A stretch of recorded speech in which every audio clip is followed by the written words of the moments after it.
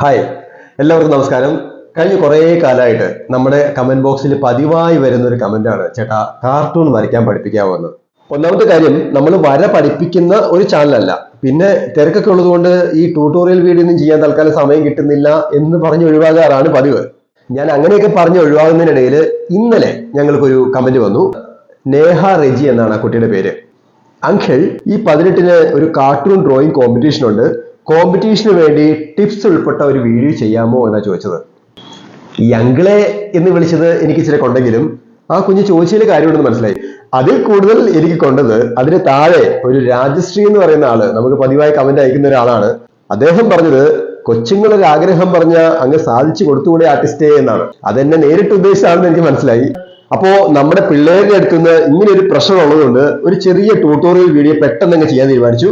ഇത് നിങ്ങൾ കുഞ്ഞുങ്ങൾക്ക് വേണ്ടി മാത്രമുള്ളതാണ് കേട്ടോ. പിന്നെ 18-ാം തീയതി ഡ്രോയിങ് കോമ്പറ്റീഷനുള്ള നേഹ റജിക്ക് വേണ്ടിയുള്ളതാണ്. ആദ്യം ഈ കാർട്ടൂൺ എന്താണെന്ന് ഞാൻ പറയാം. എന്തെങ്കിലുമൊക്കെ തമാശയായിട്ട് വരച്ച് അതിന് കാർട്ടൂൺ എന്ന് പേര് വിളിക്കുന്നില്ലല്ല, മറിച്ച് ആ വരയിൽ എന്താണെന്ന് കണ്ട് മനസ്സിലാക്കി തമാശ തോന്നി ചിരിക്കുന്നതാണ് കാർട്ടൂൺ. രണ്ടിന്റെയും വ്യത്യാസം മനസ്സിലായില്ലേ? കാർട്ടൂണിൽ എപ്പോഴും കണ്ടു മനസ്സിലാക്കേണ്ട ഒരു തീം അല്ലെങ്കിൽ വിഷയം ഉണ്ടായിരിക്കുമേ. ആ വിഷയത്തെ നമ്മുടെ കാഴ്ചപ്പാടിലൂടെ കാണുന്നവർക്ക് കണക്ട് ആകുന്ന രീതിയിൽ വളരെ സിമ്പിളായി ഒരു കുട്ടി കഥ പോലെ വരയ്ക്കാൻ പറ്റണം. കാർട്ടൂണിന്റെ ഏറ്റവും വലിയ പ്രത്യേകത ആ വരകൾ മിനിമൽ ആയിരിക്കും എന്നാണ്. നമ്മുടെ കാർട്ടൂണിൽ ക്യാരക്ടേഴ്സ് എല്ലാം പൊട്ടിച്ചിരിക്കണമെന്നൊന്നുമില്ല, തമാശ പറയണമെന്നുമില്ല. നമ്മുടെ കാർട്ടൂണിലുള്ള ക്യാരക്ടേഴ്സിന്റെ ബോഡി ലാംഗ്വേജും വിഷയത്തിന്റെ പ്രത്യേകതകൾ കൊണ്ടൊക്കെ ഒരു കാർട്ടൂണിസ്റ്റ് കാഴ്ചക്കാരനെ ചിരിപ്പിക്കണം.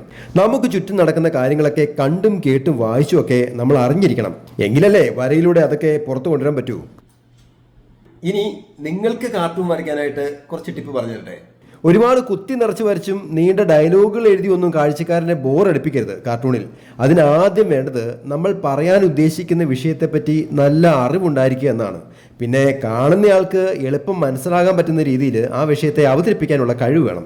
ഹ്യൂമറാണ് കാർട്ടൂണിൻ്റെ ഹൈലൈറ്റ് എന്ന് പറയുന്നത്. ഒരു കാർട്ടൂണിൽ ക്യാരക്ടേഴ്സ് ജീവനുള്ളതും അല്ലാത്തതുമാകാം. അതിനെ റിയലിസ്റ്റിക്കായി അതുപോലെ വരയ്ക്കാൻ നോക്കരുത്. പകരം കുറച്ച് വളച്ചും തിരിച്ചും ഷേപ്പില്ലാതെയൊക്കെ വരയ്ക്കുമ്പോൾ ആ ഒബ്ജക്റ്റിൽ തന്നെ ചെറിയൊരു കോമിക് എലമെൻറ്റ് കൊണ്ടുവരാൻ പറ്റും. ഗോവയിൽ പോയപ്പോൾ ഒരു മദാമ എനിക്ക് സ്നേഹത്തോടെ തന്ന ഈ കുപ്പിയെ നമ്മൾ വരച്ചപ്പോൾ ഒരു ചെറിയ ചിരി നിങ്ങൾക്ക് വരുന്നില്ലേ? അതാണ് കാർട്ടൂൺ.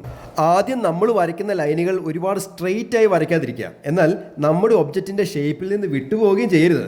വരച്ച് അവസാനം ഇതെന്നതാടി ഈ വരച്ച് വെച്ചേക്കുന്നത് എന്നാരേലും ചോദിച്ചാൽ പഠിപ്പിച്ചു തന്നത് സനീഷ് ദിവാകരനാണെന്ന് പറഞ്ഞാൽ തലക്കെട്ട് കൊട്ടു തരും, പറഞ്ഞേക്കാം. ഇനി മറ്റൊരു കാര്യം, വരയ്ക്കുന്ന ക്യാരക്ടേഴ്സിന്റെ ഇമോഷനാണ്. വെറുതെ കണ്ണും മൂക്കും വരച്ച വികാരം വരില്ല മക്കളെ. അതിനാദ്യം വികാര വിക്ഷോഭങ്ങൾ കണ്ടു മനസ്സിലാക്കണം. വീട്ടിൽ നിങ്ങൾ TV കണ്ടുകൊണ്ടിരിക്കുമ്പോൾ ചേട്ടന്മാർ വന്ന് ദേഷ്യത്തിൽ ഒച്ച വെക്കാറില്ലേ? ആ ദേഷ്യം നമ്മൾ വരയ്ക്കുമ്പോൾ പുരുകൊക്കെ കൂർപ്പിച്ച് കണ്ണുരുട്ടുന്നത് മുഖത്തുണ്ടാവണം. ചീത്ത കേൾക്കുമ്പോൾ നിങ്ങൾ എന്ത് ചെയ്യും എന്ന് നിങ്ങൾക്കറിയില്ലേ? കരച്ചിൽ വന്നില്ലേലും കള്ളക്കരച്ചിൽ വരുത്താൻ മുഖത്ത് ഇതുപോലുള്ള കുറച്ച് എക്സ്പ്രഷൻ അങ്ങ് ഇട്ടോണം. മത്തി പൊരിച്ചത് അനിയത്തിക്ക് 2 കൂടുതൽ കിട്ടുമ്പോൾ നിങ്ങൾ ചേട്ടന്മാർക്ക് ഒരു ഇത്തിരി സങ്കടം വരില്ലേ? ആ വിഷമം കാണിക്കുമ്പോൾ കണ്ണിനാണ് പ്രാധാന്യം. പിന്നെ മോന്ത ഇങ്ങനെയാക്കാം, അതെ അനിയത്തിമാര് 2 മത്തി കൂടുതൽ തിന്നോട്ടെ കേട്ടോ. നമുക്കിടയ്ക്ക് ആത്മനിർവൃതി അടയുന്ന ഒരു ഭാവമുണ്ട്. ഇങ്ങനെ വരയ്ക്കണം. ഏഷ്യാനെറ്റിലെ സിനിമാ കോമഡി കണ്ട് നിങ്ങളുടെ അമ്മ പൊട്ടിച്ചിരിക്കുന്നത് കണ്ട് മനസ്സിലാക്കിയാൽ ചിരിയൊക്കെ നിങ്ങൾക്കും വരയ്ക്കാൻ പറ്റും. വീട്ടിലെ അമ്മൂമ്മ ഉണക്കമീനും ചക്കപ്പുഴുക്കും തിന്നിട്ട് ഉച്ചനേരത്ത് കിടന്നുറങ്ങുന്നത് കണ്ടിട്ടുണ്ടോ? ഇതുപോലെ തന്നെയായിരിക്കും മുഖത്തെ ഭാഗം. ഈ ഭാവങ്ങൾക്കെല്ലാം അപ്പുറം എൻ്റെ ഒരു സ്പെഷ്യൽ ഇമോഷൻ കൂടി പഠിപ്പിച്ചു തരാമേ. അതാണ് കിളി പോയ അവസ്ഥ. അത് ശരിയായി വരണമെങ്കിൽ പോയ കിളി തിരിച്ചു വരണം. നിങ്ങൾ പിള്ളേർക്ക് ഈ പ്രായത്തിൽ ചിലപ്പോൾ അത് മനസ്സിലാവൂല. കാർട്ടൂൺ വരയ്ക്കുമ്പോൾ ശ്രദ്ധിക്കേണ്ട ചില കാര്യങ്ങൾ ഓരോന്നായി ഇനി പറയാം. ആദ്യം ക്യാരക്ടറിൻ്റെ ഡീറ്റെയിലിംഗ്. ആണാണോ പെണ്ണാണോ എന്നുള്ളത്, അവരുടെ പ്രായം, അതിനനുസരിച്ചുള്ള വേഷം, ആ ക്യാരക്ടറിനെ നമ്മൾ വരയ്ക്കാനുള്ള കാരണം, അതൊക്കെ. ഈ അമ്മൂമ്മ മഴയത്തോ വെയിലത്തോ കടയിൽ പോയി വരുന്നതാണെന്ന് മനസ്സിലായല്ലോ അല്ലേ? ഇനി മറ്റൊരു ക്യാരക്ടർ ചിലപ്പോൾ അതേ കാർട്ടൂണിൽ കാണും. ഈ ക്യാരക്ടറിന് ആ അമ്മൂമ്മയുമായി ഒരു കണക്ഷൻ ഉണ്ടാവുന്നത് നിങ്ങൾ വരച്ച് തന്നെ കാണിക്കണം. പറഞ്ഞു എഴുതി കാണിച്ചു അല്ല, നമ്മുടെ വരകൾ തന്നെ കഥകൾ പറയണം. അതിന് നമുക്ക് ചുറ്റുമുള്ള ക്യാരക്ടേഴ്സിനെ നമ്മൾ നന്നായി ഒബ്സർവ് ചെയ്ത് ശീലിക്കണം. ആ നടപ്പും ആക്ഷൻസും ഒക്കെ കണ്ണ് തുറന്ന് കാണണമെന്നേ. ഈ അപ്പൂപ്പനാൾ കൊള്ളാലോ എന്ന് കാണുന്നവരെ കൊണ്ട് നിങ്ങൾ പറയിക്കണം.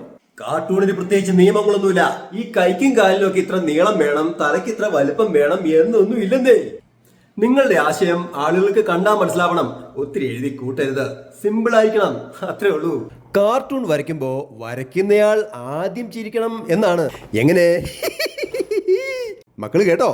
അപ്പോൾ മക്കളെല്ലാവരും മിടുക്കരായി കാർട്ടൂൺ വരച്ച് സമ്മാനമൊക്കെ മേടിച്ചിട്ടുണ്ടോ? Happy drawing, Saneesh Divakaran.